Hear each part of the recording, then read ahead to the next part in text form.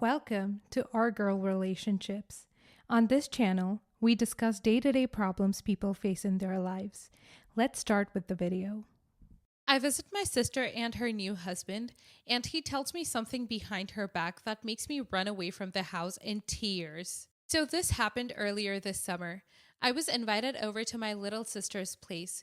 She was newlywed and got the chance to marry her high school sweetheart. I would say their relationship was exactly like the ones you see in teen movies. They looked madly in love, consistently all over each other, acting all snuggly at all times, and it truly warmed my heart seeing their puppy love. Overall, they dated for 8 years, so saying that I knew her husband well was an understatement. He would spend most of his holidays in our house. He visited my sister often, and he always acted like a true gentleman. On special occasions like Valentine's Day, he would buy gifts for my mom and me as well as my sister. Everyone in my family adored him. When they announced they were getting married, it was no surprise to any of us. I mean, we saw it coming a mile away, and I was very happy for my sister. Now, back to that summer night. I spent that afternoon preparing food to take with me.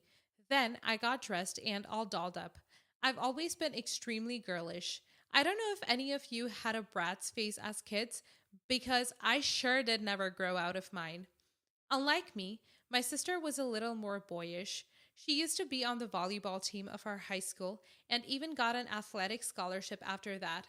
So it is safe to say that she couldn't even manage a nailed set of high heels during that time.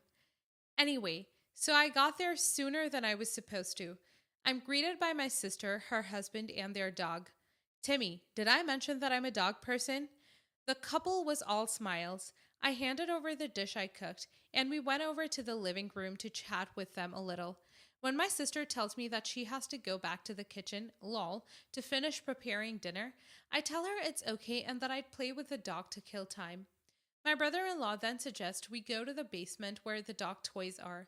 Okay, I know this sounds bad, but I thought I knew this guy well enough to follow him in the basement of his house and not get my limbs chopped off like in some serial killer documentary. And technically, I wasn't wrong. But it still was a bad idea. So, we actually go down to the basement with the dog. Nothing strange up to this point. I actually find a box full of dog toys and treats, so I go and reach out to pick one to start to play with him. At the same time, my sister's husband kept watching and smiling, occasionally petting the dog. It's when it gets quiet that I turn around to see if he was still there or if he got bored and left. But there he was, standing, with a rather stern look on his face. So I stare right back at him, visibly confused. I thought that maybe I did something that upset him. Perhaps I hurt the dog without noticing. As I waited for his reaction, I saw him approaching me with the same austere and unreadable expression. I muster up the courage to ask him what's wrong. He purses his lips at my question and pauses, looking everywhere but at me, which obviously did nothing to calm down my anxiety. After an awkward silence that felt like it lasted a lifetime, my brother-in-law finally opened his mouth. He told me that he wanted to share something important with me. So I stood straight in my spot and waited for him to tell me whatever it was that was causing him to look so tense. A part of my brain was internally screaming at me to tell him I had to go or use a little pretext to get back up to my sister. But curiosity got the best of me. He told me that I needed to keep this conversation private, that not even my sister could hear about it. And trust me when I say I instantly regretted staying there. He then proceeded to take his phone out of his pocket and typed what looked like a password to a private folder. He started strolling towards me and stood next to me so that I could see his screen, and that's when I saw it. A full folder of pictures of me, taken without my consent, random shots of me in my mother's house, watching TV, eating lunch, sleeping. It gradually got creepy as I saw pictures taken when I was out with my friends or in a club totally blacked out. There were some approximately 6,000 pictures with just me in them. I couldn't even look at his face from how utterly shocked I was. My brother-in-law could clearly see I was nervous, so he tried to talk to me to calm me down, but ended up making it worse. He then confessed to me that in reality, I was the one he fell in love with. that he would always admire me from afar back in high school. But because I was 2 years older than me, he never dared to ask me out and instead decided to use my sister as a way to get closer to me.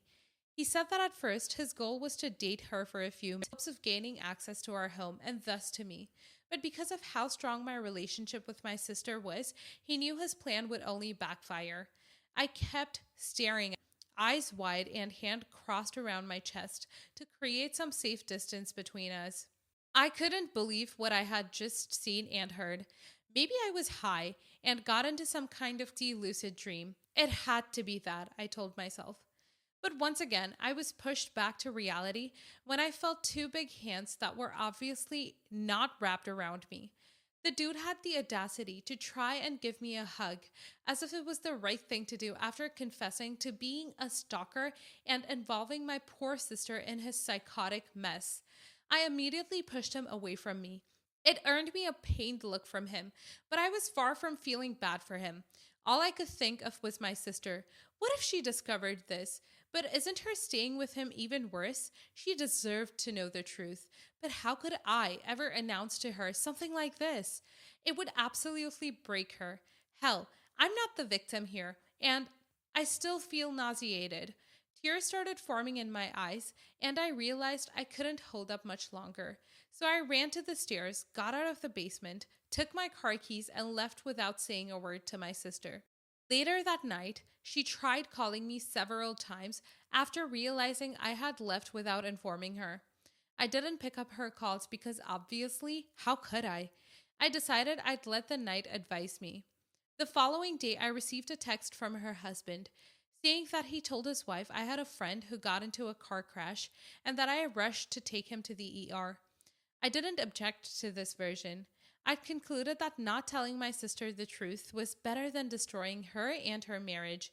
I'm not sure this is the best thing to do, but can you blame me? I also wonder how much longer he intends to keep his act, because seeing how his plan didn't work, he could very well leave her, or worse, tell her I knew and that I hid the truth from her. Not the a-hole.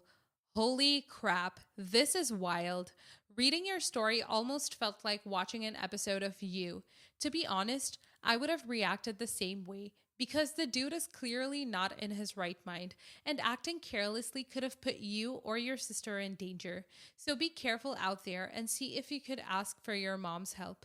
You're the a-hole. I'm sorry, but you're telling me that you willingly let your sister spend another night with what could possibly be a psychopath? I just know that this is not going to end well. Go call the cops or something. You're the a-hole. He did what?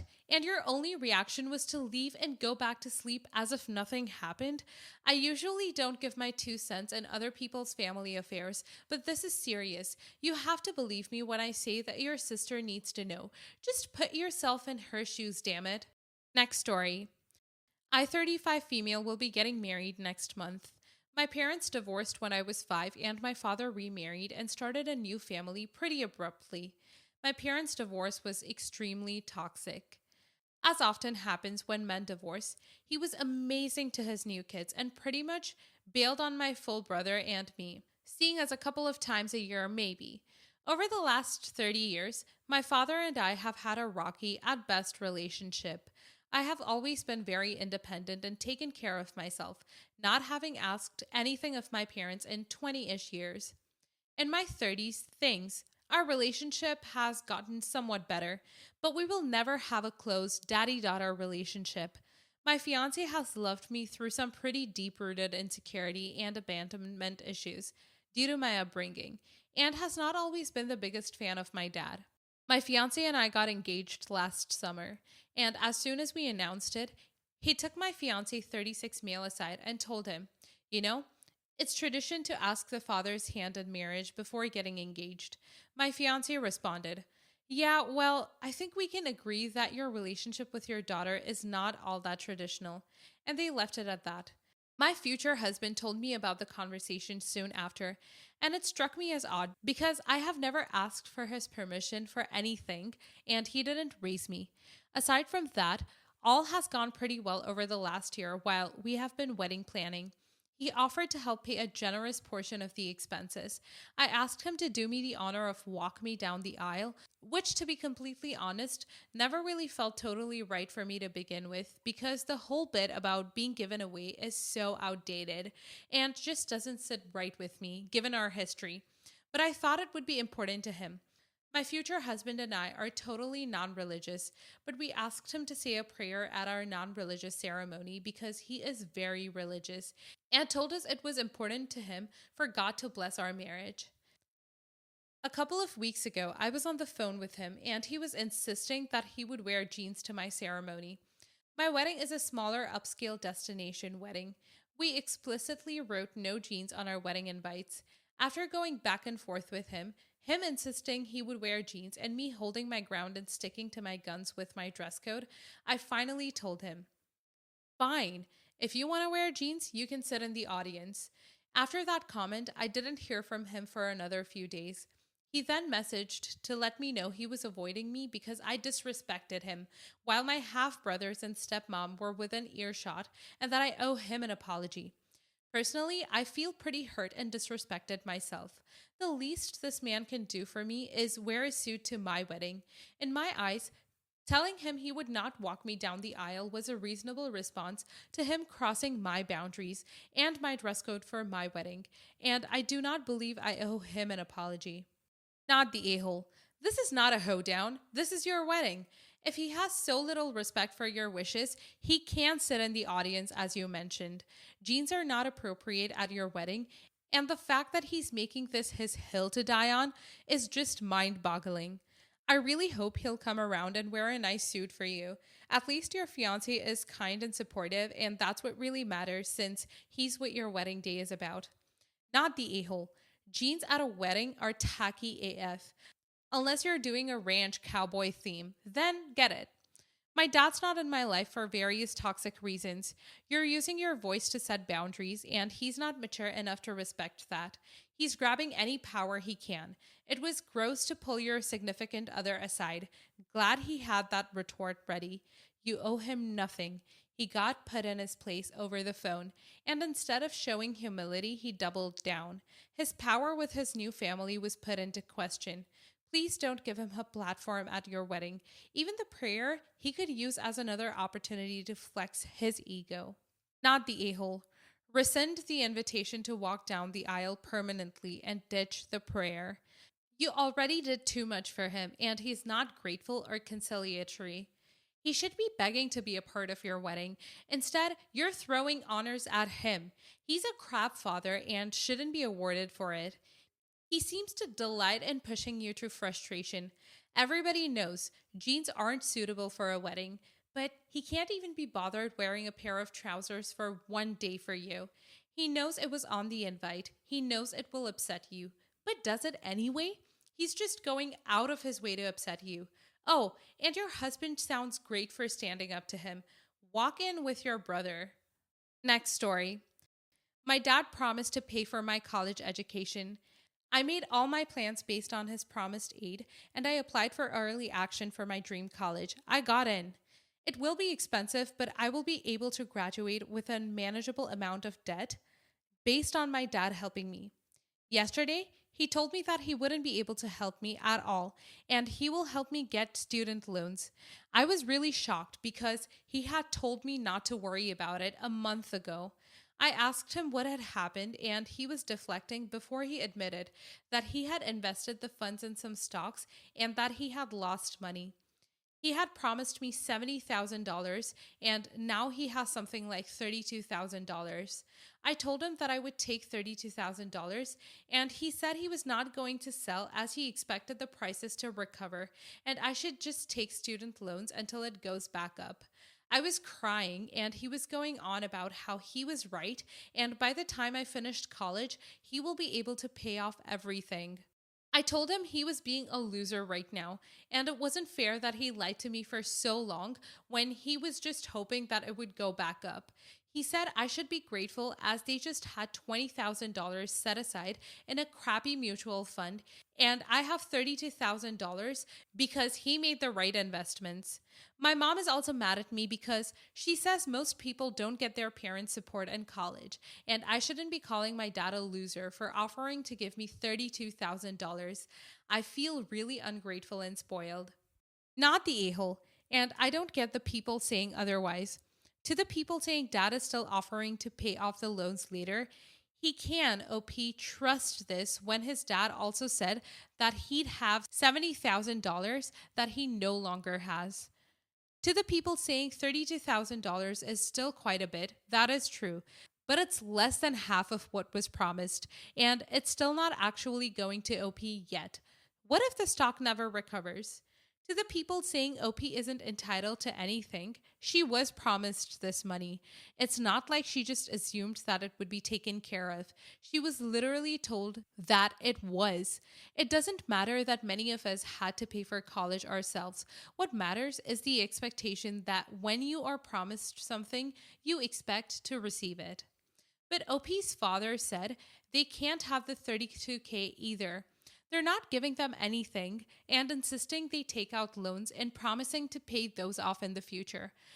Which, if I was OP, I definitely wouldn't trust, considering up until a month ago they were promising to help with 70,000K. Keeping that money invested like that, right up to the point that it was needed, was really poor planning on the father's part. Calling him a loser was a bit much, but getting the rug pulled from under you, like, that's awful. Not the a hole. You're the a hole. The stock market is down, and he is 100% in the right wanting to wait. And you're not owed a $70,000 education. Edit. I'm not saying the father did everything right, and counting his chickens before they hatched was pretty dumb. But this is all coming from conversations, and we only hear the one side. Calling someone a loser because they made some bad, unlucky financial choices. I might have gone with everyone sucks here, but frankly, the mom seems like the ant stuck in the middle. OP is the a-hole for not appreciating what that any support is going to be available is getting. And dad is a bit of an a-hole for counting chickens before they hatch and saying a number he could not reach. I suspect the conversations went more like, we will help with college. I hope to have $70,000. Not, I promise you I will have $70,000 to give you.